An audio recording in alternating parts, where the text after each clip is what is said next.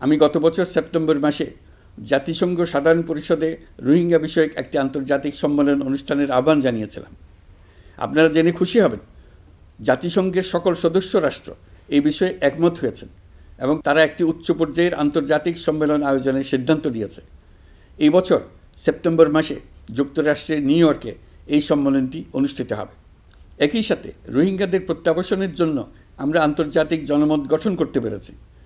গত মার্চ মাসে বাংলাদেশ সফরে এসে জাতিসংঘের মহাসচিব অ্যান্তোনিও গুতেরেস পরিষ্কারভাবে ঘোষণা করেছেন যে মিয়ানমারে প্রত্যাবাসনই রোহিঙ্গা সমস্যার একমাত্র সমাধান। প্রত্যাবাসনের বিষয়ে আরেকটি বড় অগ্রগতি হচ্ছে মিয়ানমার সরকার কর্তৃক প্রত্যাবাসনযোগ্য রোহিঙ্গাদের সর্বপ্রথম তালিকা ঘোষণা।